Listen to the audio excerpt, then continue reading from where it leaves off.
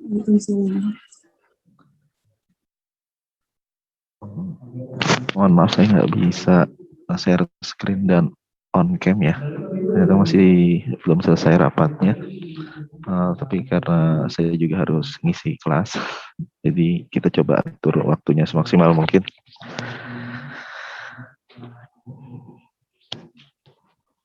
Oke, bismillahirrahmanirrahim. Assalamualaikum warahmatullahi wabarakatuh. Selamat siang menjelang sore ya. Pertama-tama saya ucapin mohon maaf sekali buat semua teman-teman atas keterlambatannya. Tadi tugas yang udah diinformasikan Safira udah dikerjain belum? Yang stopwatch kan Kak sama ngatur jarak Iya. buat ya. Udah aku sampein Kak. Tapi udah ada yang melakuin belum? Belum ya? Melakukan 6-minute walking testnya? Belum ya? Oke. Sekarang posisikan aja diri teman-teman semuanya untuk melakukan 6-minute walking test itu sendiri. Jadi diri sendiri aja ya.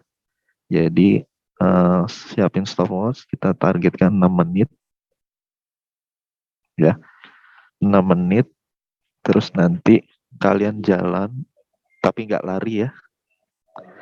Jalan selama 6 menit, nanti perhatikan heart rate awal di pertengahan di menit ketiga sampai dengan menit terakhir pas sudah nyampe itu. Terus juga perhatikan tanda-tanda vital. Tanda-tanda vital tuh keluhan-keluhan vital, ada sesak atau enggak, ada nyeri atau enggak ya. Terus apalagi jantung berdetak tiba-tiba kenceng gitu, ada nyeri dada atau enggak gitu ya. Oke. Bisa kita mulai. Nanti semuanya dicatat, nanti kita diskusi untuk hasil dari 6-minute walking test. Kalian udah pernah belajar yang 220 dikurangin umur? Udah ya. Jadi nanti kalian ambil datanya berdasarkan heart rate-nya di 220 dikurangin umur sama dengan berapa, terus heart rate kalian berapa, nanti kita diskusikan. Oke? Semuanya coba untuk menganalisa ya.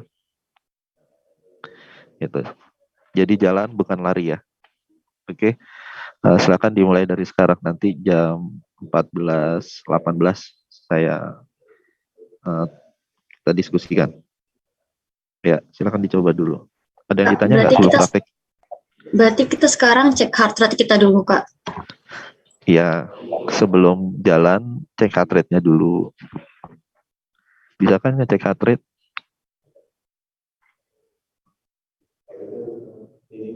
Oh iya, siap, pakai pulse oximetry boleh. Yang ada pulse oximetry boleh pakai. Yang nggak ada, pastikan di awalnya berapa. Oke, ada lagi nggak mau tanya sebelum praktek?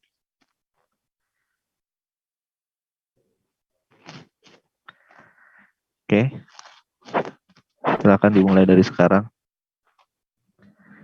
Pastiin jaraknya ya, jangan sampai nggak terukur ya jaraknya ya. Misalnya jaraknya cuma 10 meter, ya udah nggak apa-apa bolak-balik di 10 meter itu, nanti dihitungnya berapa kali 10 meter itu. Gitu ya. Atau misalnya 5 meter, ya udah 5 meter tapi dihitung bolak-balik tuh 5 meter kali berapa bolak-baliknya. Nanti jadi total berapa meter.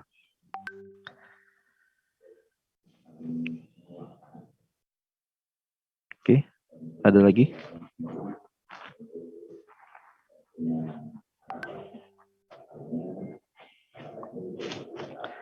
Nggak ada ya? Ya, coba dimulai yuk.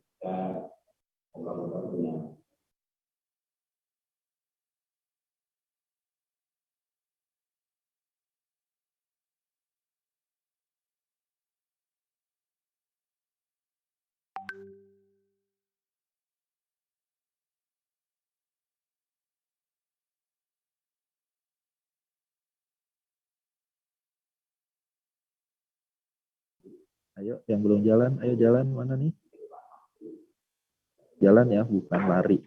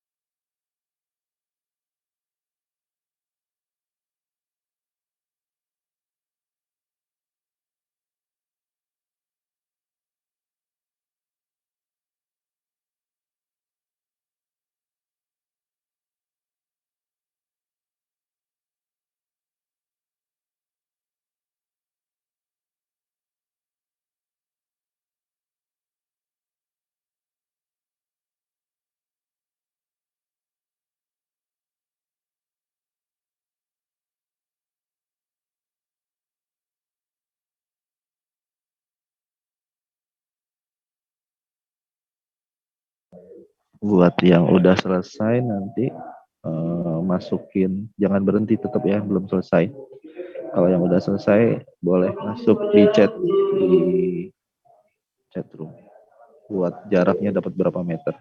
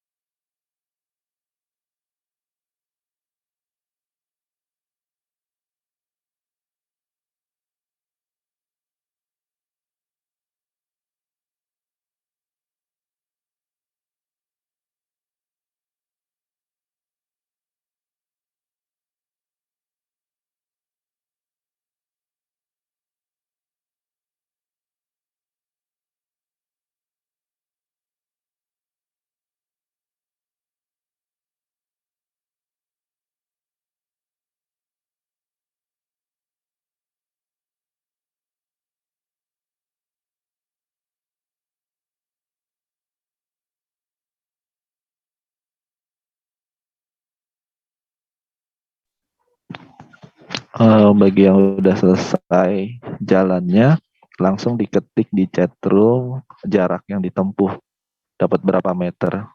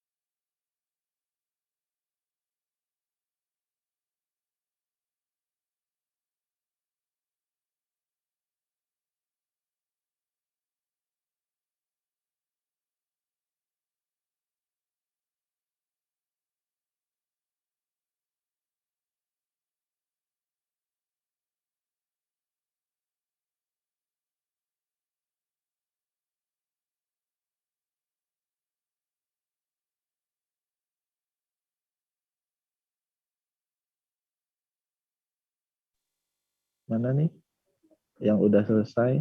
Muha, Alma, Rika, jarak tempuhnya di chat room.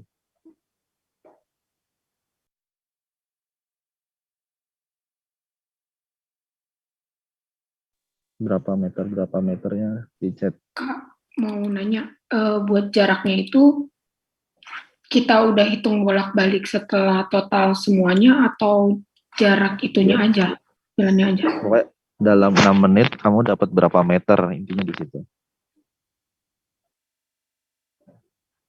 Jadi kamu jalan selama 6 menit itu dapat berapa meter. Diketik di chat room ya. Misalnya tadi yang saya bilang kan, misal dari awal ke ini 10 meter, berarti kalau misalnya dapat 6 kali berarti 60 meter gitu.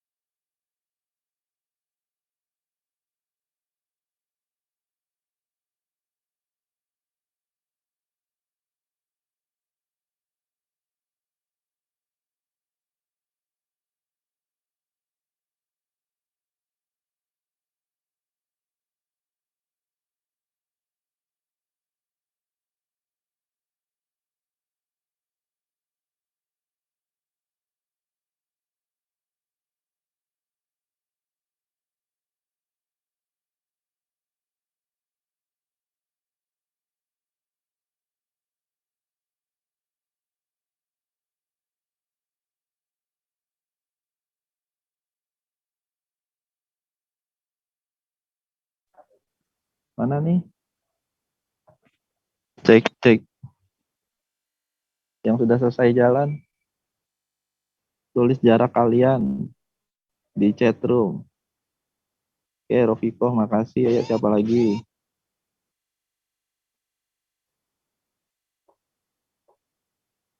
Nur Ismi 96 meter. Junita 100 meter. Ayo semuanya ya, nanti saya cek satu-satu.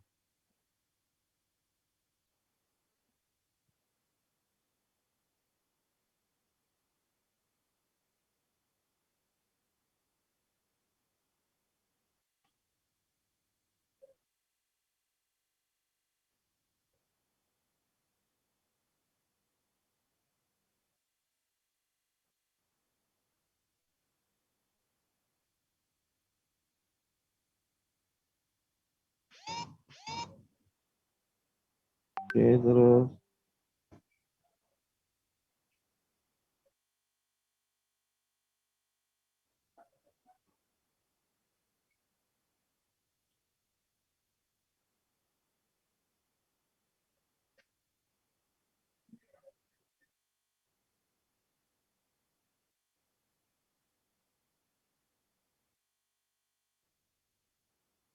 Ayo, siapa yang belum?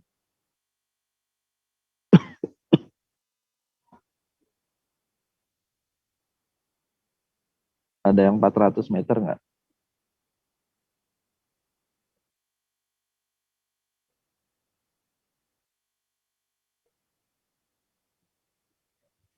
Coba yang di atas 400 meter boleh raise hand deh. Ada nggak? Nggak ada ya.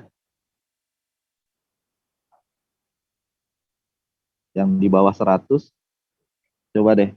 Saya mau dengar ceritanya yang di bawah 100 meter. Jangan-jangan salah ukur nih. Gimana caranya? Siapa ya di sini ya? Di bawah 100 nih. Kayak Andini. Apa lagi ya? Iya, Pak. Andini gimana mekanismenya? Saya kan nggak tahu ya, Pak, kecepatan jalannya. Jadi saya jalannya pelan-pelan, Pak. Oh, iya nggak apa-apa. Kamu jarak yang diambil berapa meter? 2 meter. 2 meter. Oh, jadi 5 kali bolak-balik. 45 kali bolak-balik. 40 meter. Oh iya, 90 meter. Oke, jadi jalannya sangat santai ya. Oke. Apa? Oke, sekarang yang di atas yang 370 deh tadi siapa ya? Tadi ya.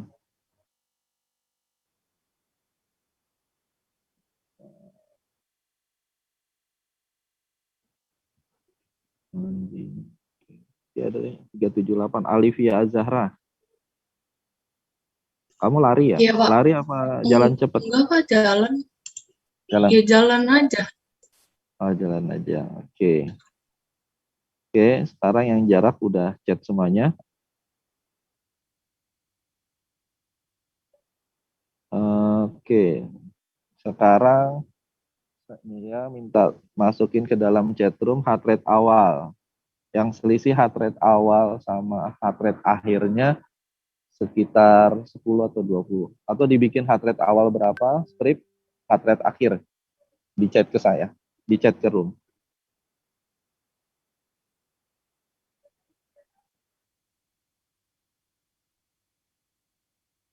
Awal dan akhir ya.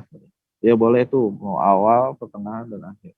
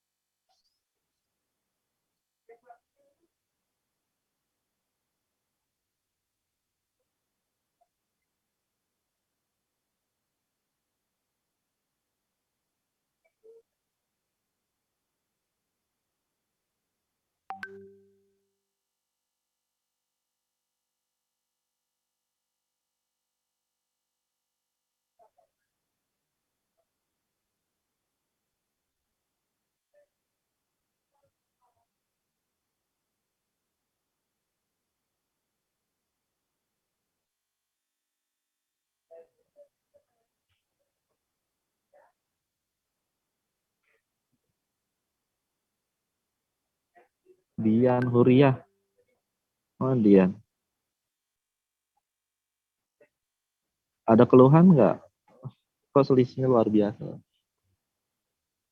Ada lelah atau napasnya sesak? Enggak ya?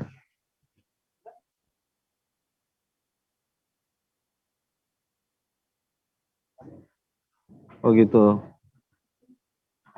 Oke. Oke. Jadi kenapa kalian harus ngelakuin itu? Terus juga ini kan sebagai landasan ya. Landasan nanti ketika kalian praktek untuk pasien dengan gangguan jantung, baik yang jantung koroner maupun yang post-op ataupun lansia pada umumnya ya. Ini sebagai latihan kebugaran dan latihan untuk mengukur aktivitasnya. Nah, ini belum kita ambil selisihnya ya, maksudnya selisihnya karena standarnya nanti kita ada beberapa zona latihan. Ya, ini aja di usia kalian ya. Kalau usia lansia nanti ada zona latihannya juga. Jadi nanti zona latihan itu 220 dikurangin umur. Oke. Nah, untuk lansia itu kita ambil hanya 60% target heart rate-nya. Ngerti nggak maksudnya? Jadi 220 dikurangin umur, misalnya siapa ya? Saya ambil Bayu Aji. Bayu Aji heart rate awalnya berapa? Boleh open mic. 78. 78. Berarti kalau 220 dikurangin umur Bayu Aji berapa?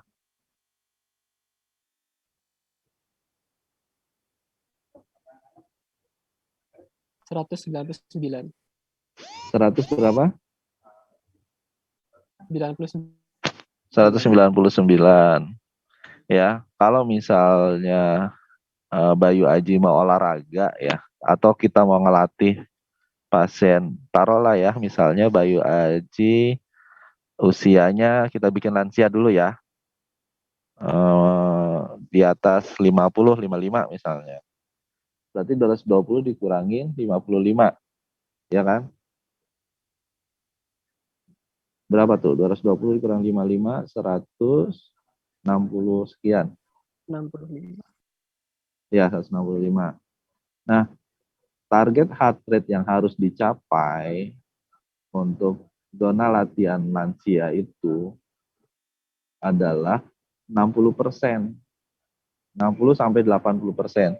Jadi yang kita ambil persentase terkecilnya dulu 60. Berarti 60%-nya dari 165 berapa? 99.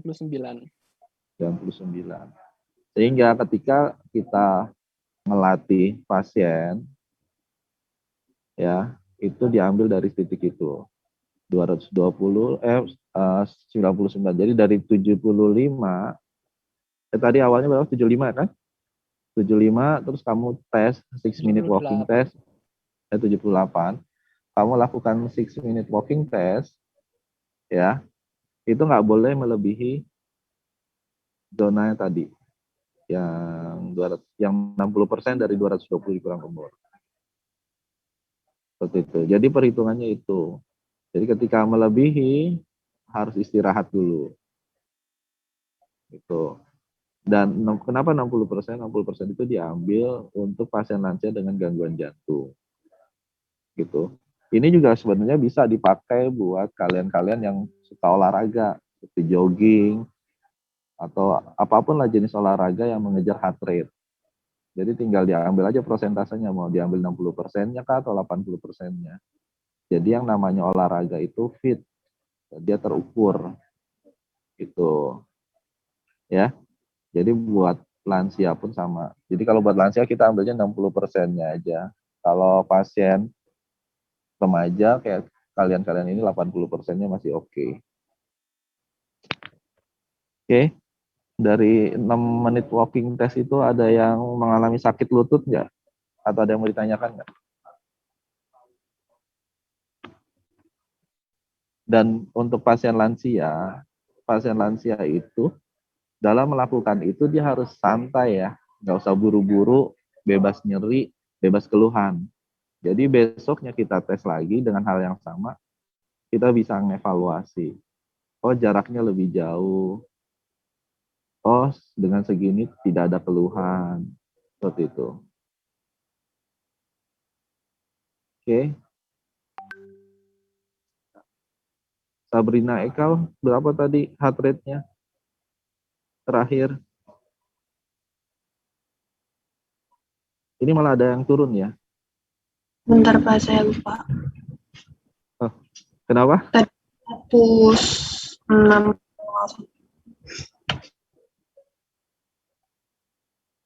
100 berapa?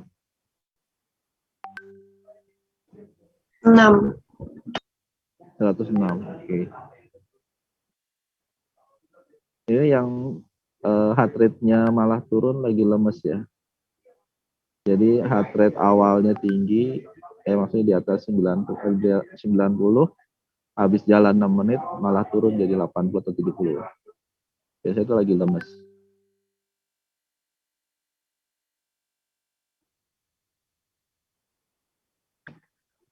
Oke, bentar. Safira izin bantu share screen dong. Yang PP Ya, yang tentang penyakit jantung.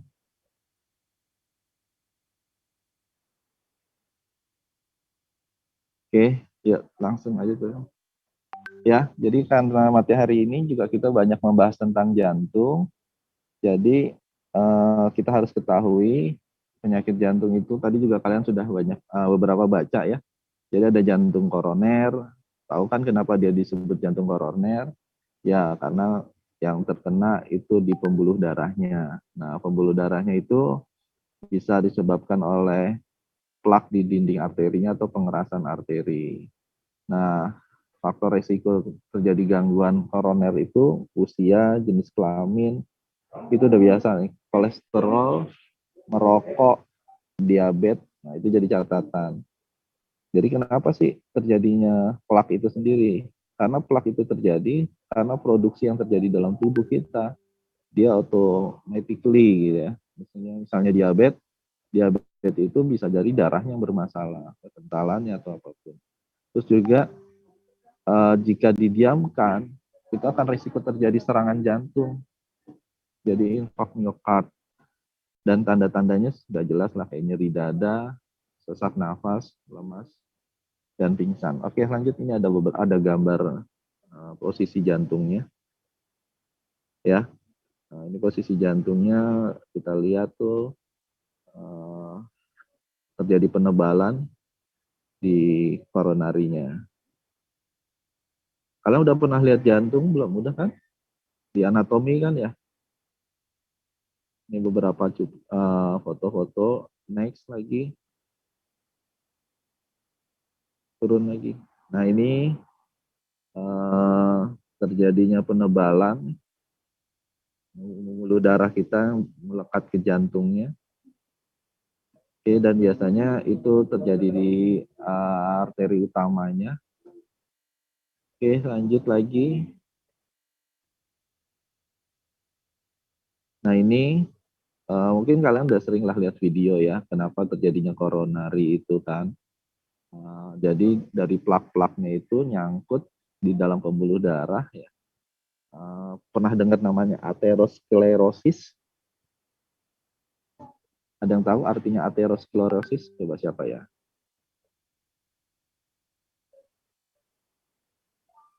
Siapa yang mau jawab tentang aterosklerosis? Itu penumpukan plak di arterinya gitu Pak. Jadi arterinya mengalami penebalan gitu Pak.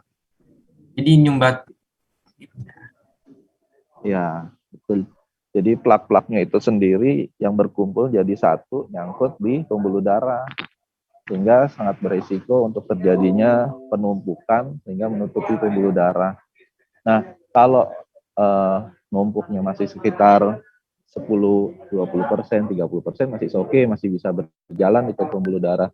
Bayangkan kalau terjadi plaknya itu numpuk sampai dengan 70-80%.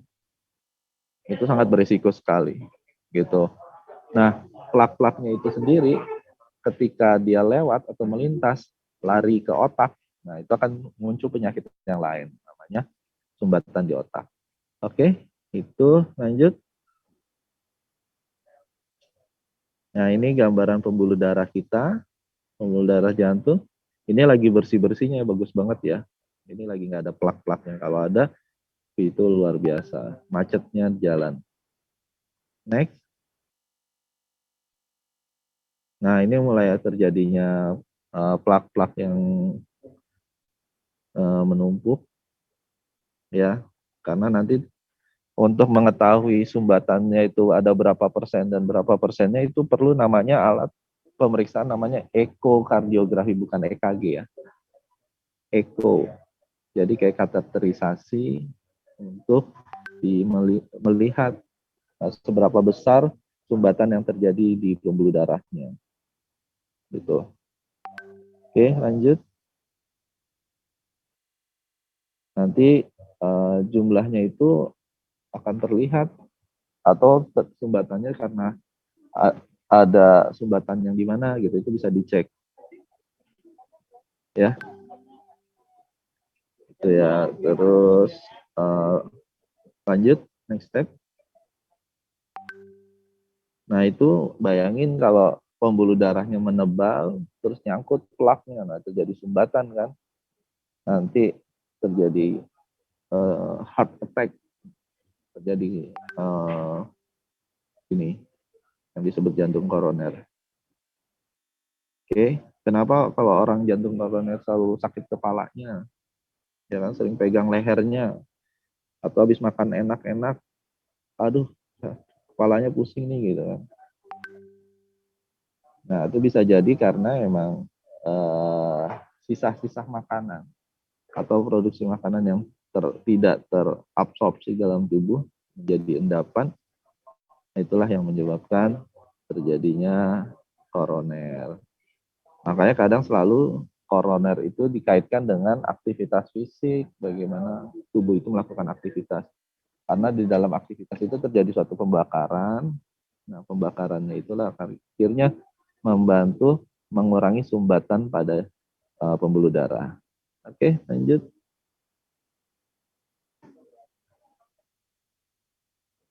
Ya, itu tadi pembuluh darah yang skala di dalamnya, nah sekarang duduk di luarnya. Oh, ini pembuluh darah yang sudah ada sumbatannya.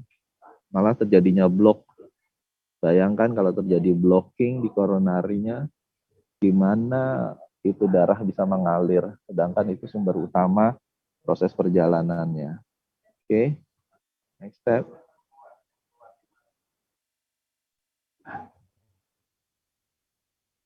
Ini sama, yang sampai sebegitu terlihatnya terjadinya heart attack, ya. Seperti itu. Oke, lanjut.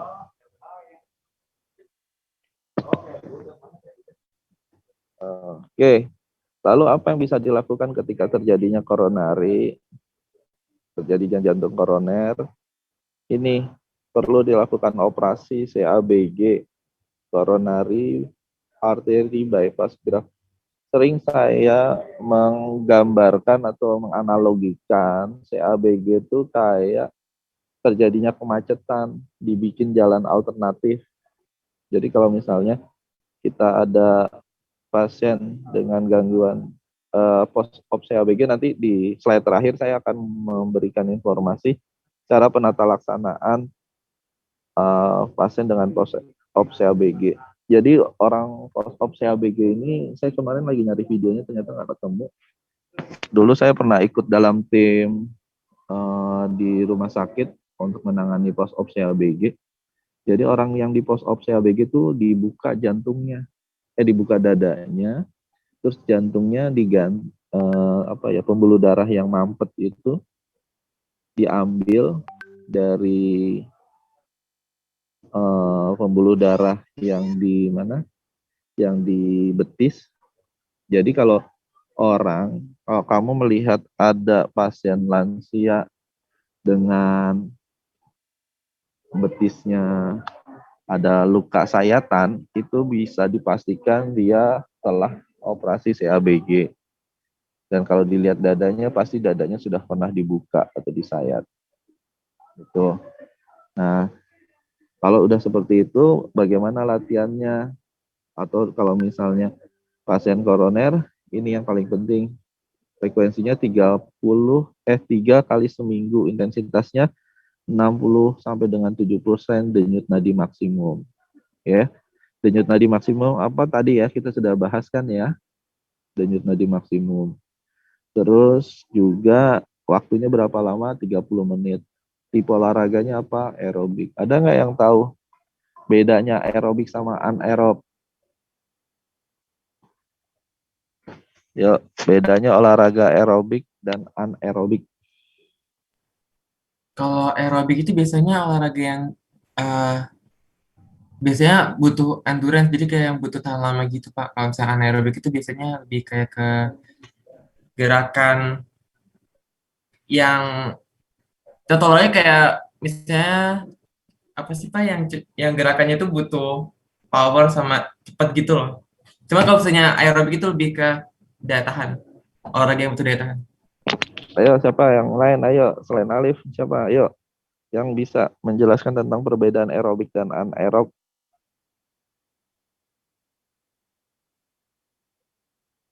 Siapa? Perlu saya sebut nih panggil nih ya.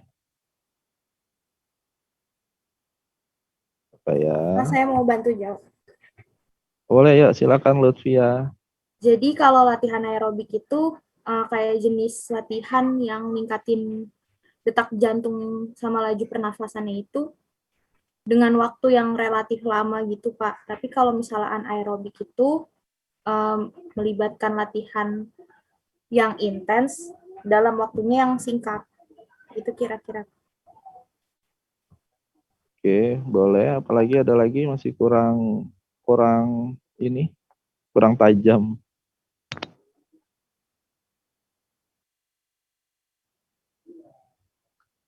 Kalau adera itu anaerobik atau aerobik?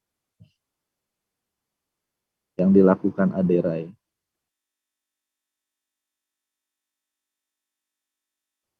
Jadi saya selalu bilang, biasanya kalau olahraga yang anaerobik itu lebih ke arah pembentukan massa otot. Karena dia akan meningkatkan asam laktatnya saja tinggi. Gitu. Jadi unsur yang digunakan itu banyak untuk area-area lokal gitu. Tapi kalau aerobik itu memang lebih banyak ke arah kardiorespirasi fitness. Jadi melingkupi seluruh otot ya, banyak otot lah. Seperti itu. Jadi biasanya kalau untuk endurance betul, kalau untuk endurance kita lebih banyak ke aerobik dibandingin anaerob. Seperti itu. Jadi kalau istilahnya anaerob ya pegelnya di situ doang gitu. Kalau aerobik mungkin bisa pegel seluruh badan. Seperti itu. Ya. Jadi 30 menit kayak tadi jalan yang kalian lakukan itu olahraga apa? Aerobik kan? Ya, sip. Seperti itu. Oke, jadi intervensinya kalau yang total itu dioperasi, kalau yang koroner belum total masih bisa dengan latihan. Kita coba 3 kali seminggu rutin, terus target heart rate-nya, denyut nadi maksimumnya diperhatikan. Sudah berdasarkan data riset itu memang cukup membantu. Makanya kenapa orang suruh olahraga, suruh aktivitas fisik. Jadi yang dimaksud olahraga itu adalah aktivitas fisik yang teratur ya, bukan nganggap oh saya nyuci piring aja udah dianggap olahraga. Oh saya nemenin ibu belanja udah dianggap olahraga. Oh, belum tentu. Seluruh aktivitas fisik kita yang terukur baru disebut olahraga. Oke, next. Serangan jantung, ya miokard infarct. Miokard infarct itu terjadinya aliran darah meskipun hanya sesaat yang menuju ke jantung dan mengakibatkan sebagian sel jantung menjadi mati. Seperti apa? Sesak napas, keringat dingin. Usianya, penyebabnya bisa dari usia atau jarum koroner. Jadi biasanya miokard infarct itu ada kaitannya sama jantung koroner. Kenapa ada kaitan sama jantung koroner? Jika sudah tertutup pembuluh darahnya, nggak terperhatikan, nggak ke monitor gitu kan, terus udah 100%, udah langsung deh bisa jadi kematian. Makanya keluhannya, gejalanya tetap sesak napas dan keringat dingin. Next step. Nah, ini yang agak bingung. Kardiomiopati. Kenapa disebut kardiomiopati? Karena dia tidak diketahui penyebabnya. Dan cenderung kita sebutnya adalah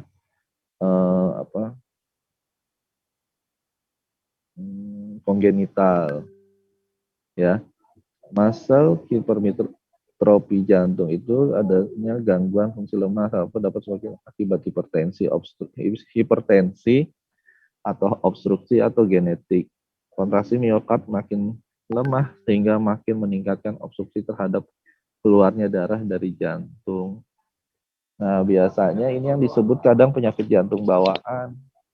Ya, ada yang dianggap sama misalnya ini klep jantungnya bocor atau ini ada apa gitu jantungnya. Nah, beberapa hal disebutnya kardiomiopati. Ada yang terjadinya penebalan jaringan fibros pada lapisan endokardium sehingga ruang atrium dan ventrikel mengecil. Bisa contoh-contohnya tandanya tuh ada sesak napas dan pembekakan pada kaki. Karena pada kardiomiopati terjadi kemampuan memompa jantung melemah sehingga akan menyebabkan pulmonary edema, gangguan pernafasan, oksigen dalam darah menurun. Jadi saling berkaitan. Ya kalau orang gangguan jantung itu larinya ya bagaimana nanti pernafasannya dan bagaimana nanti keluhan-keluhan yang lain, makanya sering ditanya ada sesak atau tidak. Oke, next slide. Nah ini gambaran jantung, yang kiri yang normal, yang kanan terjadinya hipertrofik kardiomiopati. Jadi bisa penebalan di situnya atau ada kebocoran pada katupnya, itu juga sering. Lanjut. Nah ini conjunction system disease. Tadi dalam mengukur denyut jantungnya ada yang ngerasain nggak seirama nggak? Kok iramanya nggak lep dep, tapi sempat denyut terus enggak, terus denyut terus enggak, ada nggak? Atau pernah ada yang didiagnosa aritmia jantung? Enggak ya, alhamdulillah ya. Oke. Nah, ketika pasien aritmia terjadi abnormal denyut jantung akibat kelistrikan terganggu. Terus kalau kalian juga menemukan pasien dengan aritmia, itu kalau bisa ngukurnya jangan 6 kali 10 ya. Kalau bisa 60 detiknya itu diukur selama 60. Kan kadang kan kalian kalau ngukur heart rate kan 10 aja gitu kan. Terus nanti tinggal kali 6 atau 15 aja nanti kali 4 gitu kan. Kalau bisa kalau menemukan report atau catatan oh ini terjadi aritmia, kalau bisa ngitungnya secara full. Karena bisa jadi penilaian kita nggak sesuai. Terus kalau disebut takikardi kan dia lebih dari 90, kalau bradikardi di bawah 60. Nah, braditaki aritmia jadi udah kecil tapi denyut jantungnya pun nggak sesuai, itu juga jadi catatan. Penyebabnya ada SA node, AV node, bundel HIS. Ini kayak pengukuran EKG. Kalian diajarin nggak baca EKG? Tahu nggak EKG? Ada yang tahu nggak tentang EKG? Belajar nggak sih di FT Kardio ya?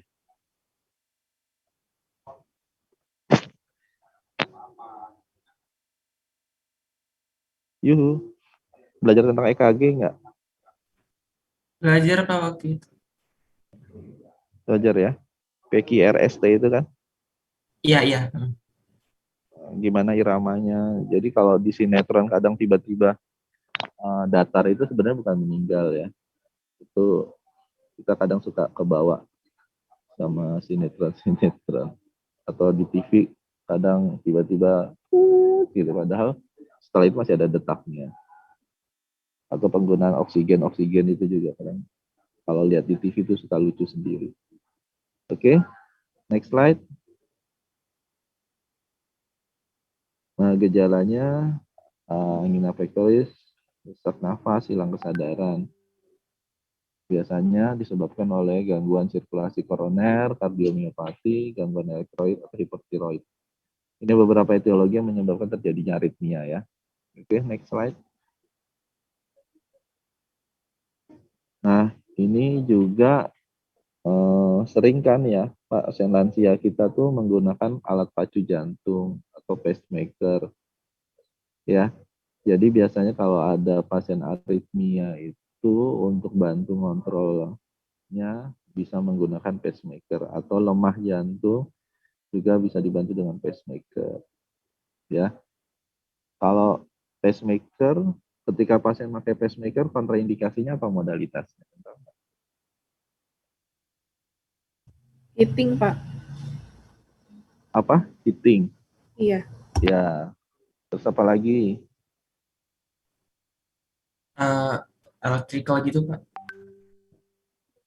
Apa? Electrical gitu. Alat apa?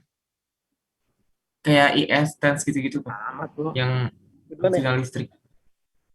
Oh iya. Kalau misalnya pasien pakai pacemaker, terus mau dipasang tensnya di electrical stimulasinya di kaki, boleh nggak?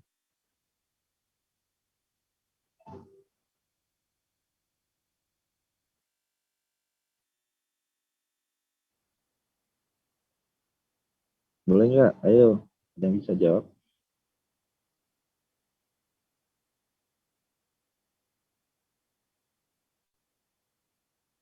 Boleh ya. Jadi kalau penggunaan elektro yang sifatnya tidak general ya, tidak masif, masih diperkenankan untuk digunakan. Yang pasti yang tidak diperbolehkan tuh misalnya ada chest pain, dikasih TENS di situ atau NMES di situ, dia pakai pacemaker. Itu precaution. Oke. Nah, sekarang saya mau ngasih gambaran buat latihan pasien post CABG. Dan ini post CABG latihannya ada 2 ketika di dalam rumah sakit maupun sesudah pulang dari rumah sakit. Lanjut, next slide.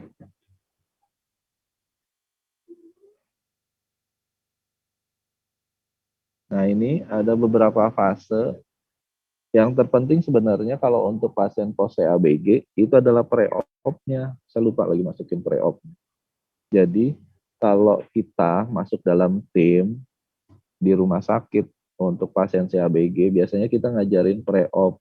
Jadi sebelum operasinya. Jadi sebelum operasinya kita harus melakukan edukasi dulu tuh, ngajarin ke pasien. Nanti akan dilakukan operasi, misalnya dibelahlah dadanya. Karena CABG itu pasti belah dada kan ya.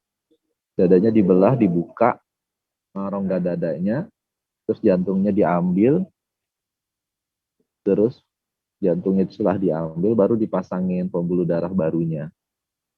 Sehingga dari situ akan ada kekhawatiran pasien untuk melakukan aktivitas tuh, terutama di daerah dadanya. Bayangin dia punya pikiran untuk itu, berarti penuh dengan kekhawatiran kan? Makanya perlu disiapkan mental yang kuat. Nah, setelah dia habis dioperasi, di hari pertama kita masuk, kita datang, kita hanya bisa melakukan aktivitas 1-2 menit, posisinya 30 derajat half lying, itu posisi yang paling nyaman ya. Jadi koreksi sikap, terutama pada saat tidur, mulai belajar yang namanya segmental breathing. Tahu nggak segmental breathing? Semuanya ada kok di FTD ya, pastinya kan ya, di FT kardiorespirasi ya. Saya hanya melakukan pengulangan sedikit, karena geriatri itu memang pada akhirnya cuma mengulang-mengulang saja gitu, tapi tinggal dikasih poin-poin yang terpenting untuk menangani lansia adalah, sekali lagi saya selalu ingatkan, gimana caranya kita melihat quality of life-nya ya. Bagaimana seorang lansia dengan misalnya post CABG, dengan dia punya masalah jantung, masih tetap bisa melakukan quality of life-nya gitu. Bukan hanya dia ya udah karena habis operasi jantung atau karena sakit jantung udah di rumah aja duduk diam. Nanti dia makin kesepian, makin depresi. Waduh, makin datang lagi tuh penyakit-penyakit yang lain yang kita tidak harapkan. Gitu. Nah, ini beberapa latihan untuk post-op CABG hari pertama. Latihan huffing dan batuk, jika perlu ankle pumping, latihan LGS, baik aktif maupun aktif asistif, pasif, sampai dengan untuk lower pun juga sama. Oke, hari kedua lanjut. Hari kedua mulai agak ditambah, mulai dari angkat bahu, memutar bahu, mutar singku. Posisinya juga udah mulai duduk, jadi pasien jantung mah langsung duduk juga nggak apa-apa. Gitu. Jika tidak ada keluhan langsung duduk, lakukan segmental breathing menggunakan incentive spirometry. Ada yang tahu incentive spirometry apa?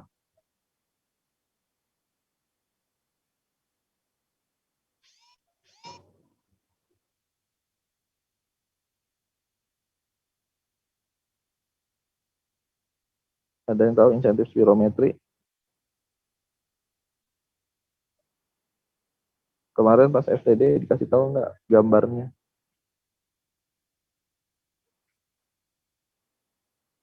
Jadi ada spirometri, ada insentif spirometri. Kalau insentif spirometri apa?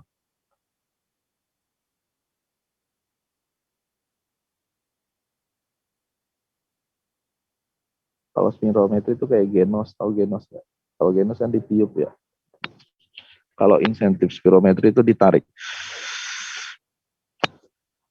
Jadi ketika ditarik, itu ada ininya, ada bola pingpongnya menunjukkan. Jadi kalau insentif spirometri itu kayak gini. Jadi ada bola pingpongnya, dia langsung mengukur derajat angkanya berapa dia bisa nyampe. Itu nanti saya kasih kirimin gambar-gambarnya deh. Itu. Sebelum final mungkin kita bikin pertemuan hybrid tuh. Jadi pertemuan hybrid tuh buat teman-teman yang di luar daerah boleh tetap online.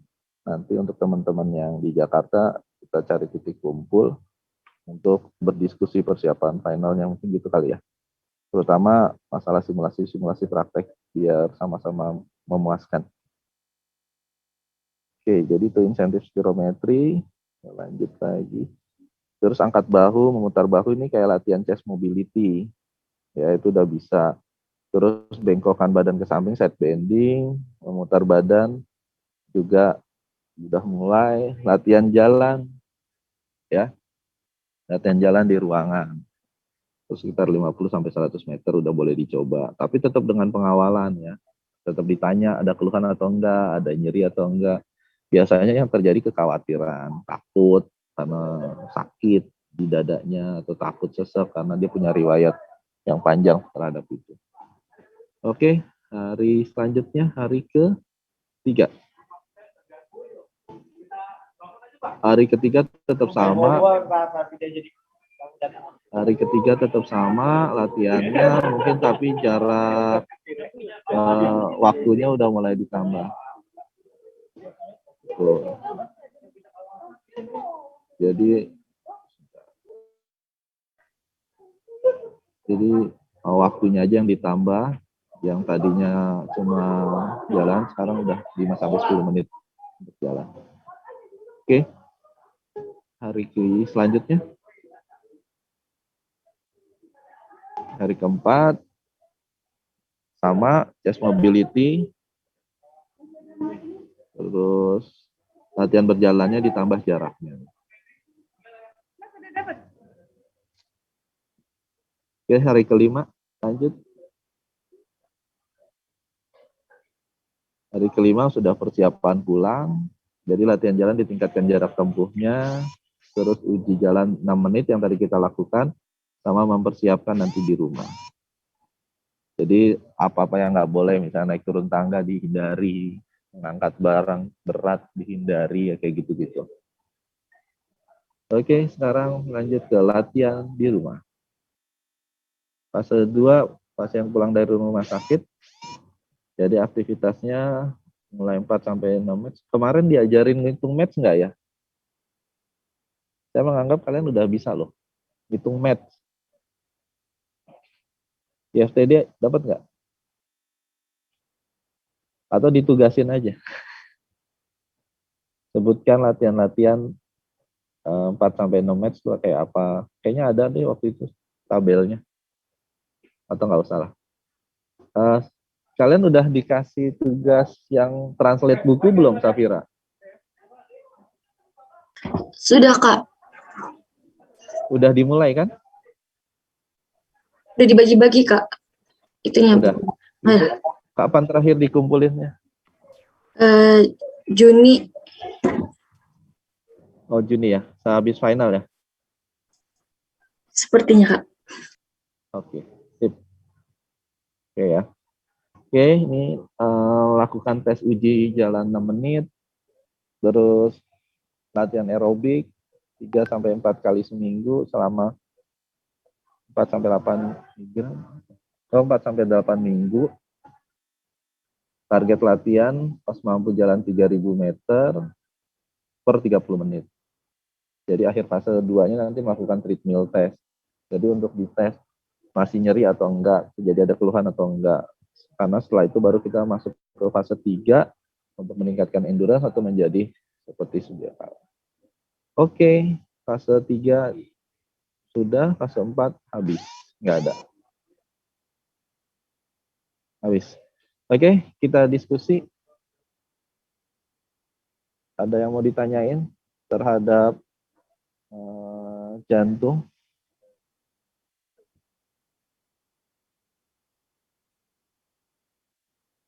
Atau ada yang mau ditanyakan? Atau mau ditanya?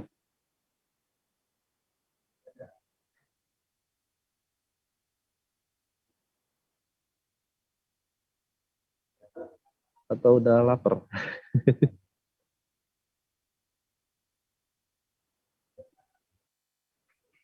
Ya karena nanti 2 minggu ke depan nggak ketemu saya lagi ya. Udah materinya Kak Komang semuanya. Tadinya mau tukeran sama Kak Komang, tapi Kak Komangnya ada keperluan juga.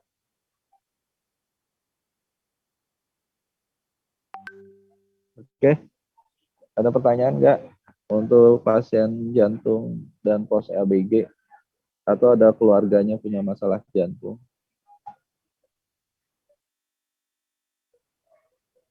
Mbak ya. Terus latihan-latihan yang bisa dilakukan untuk pasien jantung dan pose ABG yaitu kurang lebih sama breathing exercise. Tapi yang terpenting yaitu tentang 6-minute walking test karena itu modal utama. Ya, ketika kalian bisa melakukan itu sebagai evaluasi buat pasien-pasien dengan masalah jantung dan pose ABG. Ya kan?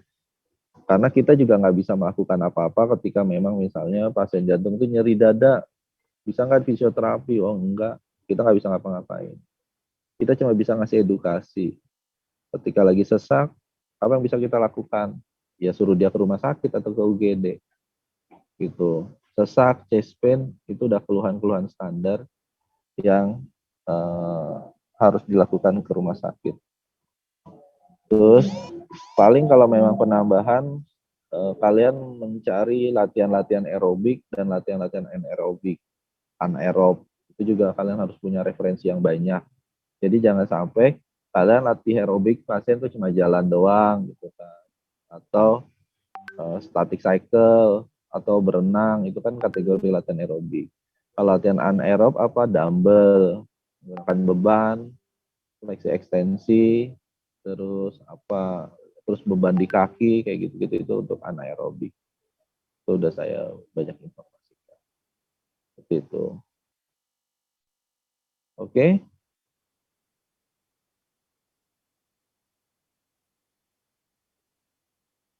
Terus yang terpenting juga cara ngukur ya, ngukur heart rate ya. Modal awal tuh 220 dikurang umur ya. Jadi kalau nanti pertanyaannya 60%-nya dari pasien si A, B, C, D ini apa misalnya, itu juga harus kalian tahu. Kalau memang mau coba ke orang tua kalian ya, ukur heart rate-nya, terus kamu bikin 220 dikurang umur, kamu tes jalan 6 menit dapat berapa meter. Nanti 1 minggu lagi dicek lagi. Kalau itu terjadi penurunan jaraknya berarti terjadi penurunan kebugaran. Tapi kalau malah peningkatan berarti udah lebih bugar. Itu simpelnya. Ya. Terus juga kalian yang suka olahraga, misalnya jogging, futsal atau apa, itu bisa ngeceknya. Cek awal heart rate-nya, terus 220 dikurangin umur, terus dikalikan heart rate-nya, dipastikan heart rate-nya, kalau melebihi dari 80%, itu harus istirahat, nggak bisa dipaksa.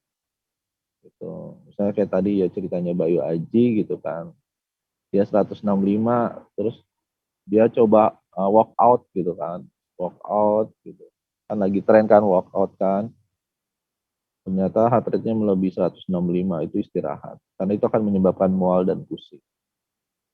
Seperti itu. Oke? Cukup?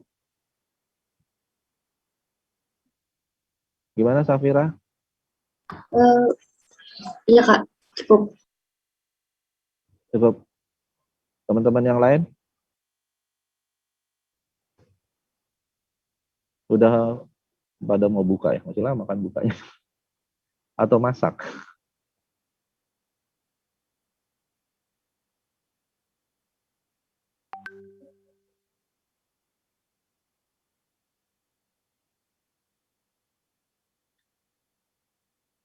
Oke, kalau memang tidak ada lagi, saya sudahi aja ya.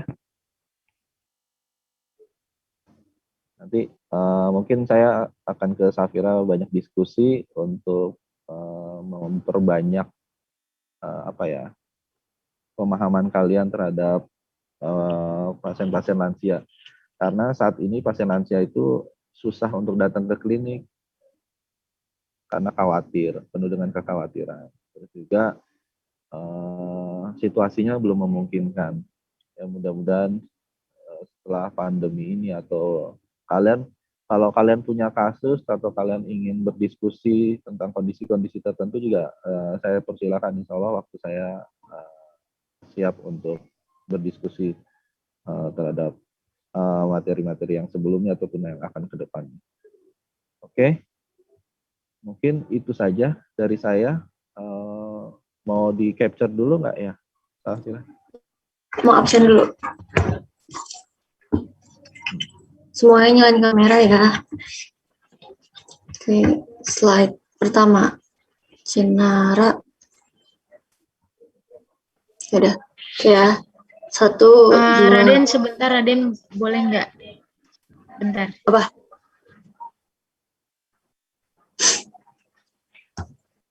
Kenapa?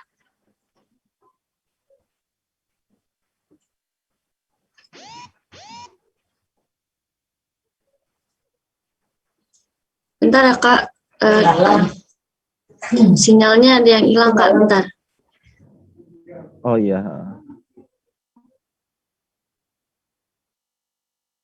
Mudah-mudahan hanya sinyalnya yang hilang ya.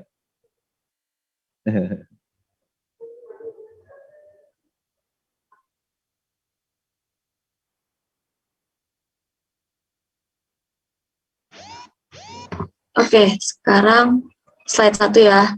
Cinara. Oke. Kak Randy. Nggak ada gambarnya Kak. Kak Randy. Ah, masa sih? Iya. Oh, udah. Ada Kak. Oke ya. 1, 2, 3. Bentar. Ya, salah pencet kamu. Bentar. 1, 2, 3. Oke. Sekarang slide kedua. Bentar.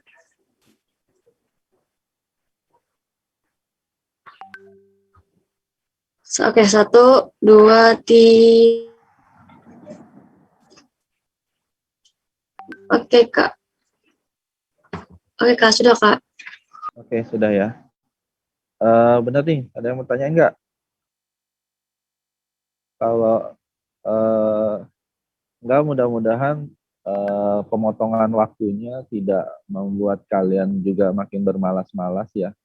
Karena situasi ini memang menjadi tantangan tersendiri, terutama buat kita yang ngajar maupun kalian yang menerima bahan ajar gitu.